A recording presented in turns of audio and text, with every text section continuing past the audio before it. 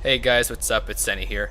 Just wanted to make a quick video guide on how to do the Xylem challenge as a Frost Death Knight.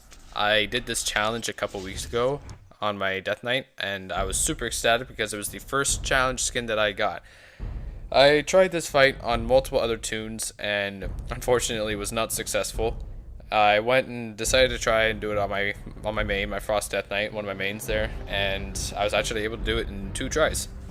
In the description below, I will have the talents I used and the potions and the procs and everything I used for that. For a warning, when I started recording, I didn't record the whole fight.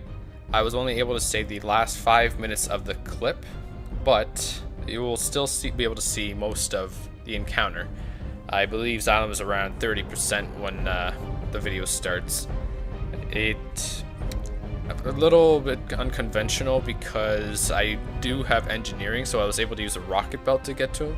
So if you have engineering, I know it's a little gamble sometimes with being shot up in the air or if it's exploding on you, but you know what, if it helps, it helps. Hope you guys enjoy this video, and I hope it really helps you guys with obtaining your Frost DK challenge artifacts. Please let me know if you do in the comments below. Let me know how your fight went. Hope you guys enjoyed the video. Let me know what you think.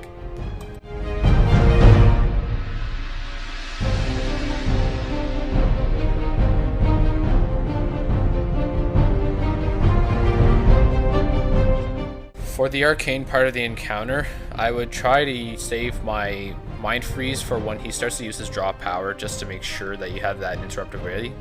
In the meantime, I would try to use my Wraith Walk and Anti-Magic Shell for when he starts to cast his clones, just to make sure that I can save myself a lot of damage and get to him as fast as I can.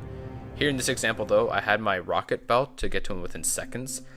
If you're finding you're having trouble with getting to him in time, make sure you get inside a circle and kill one of his clones, because once you do that, the circle will start to heal you. When you're in the frost phase part of the encounter, I could use my mind freeze as much as I wanted to, just to make sure I save some damage. You want to use your Pillars of Frost and your Remorseless Winter throughout the fight, but also you want to make sure you have Remorseless Winter for when the spikes spawn like that, so just keep that in mind. When the spikes spawn, you do want to use your Frost Scythe and your Howling Blast, and use Death Strike on any other spikes if you need to heal yourself. Once you do get out of the circle, you want to get up to as close to him as you can and use Death Grip to pull him closer to you, just to close the distance faster, and it will also save some damage. Other times, it could also interrupt some of his spells if he's in the process of casting one, and then use your Death Strike to heal yourself up to him. When you start the encounter, make sure you use all your cooldowns to get a huge burst going, just to make sure you nuke him down as much as you can. Eventually, you will get all your cooldowns back ideally before the next phase anyway, so you should be fine to use them all.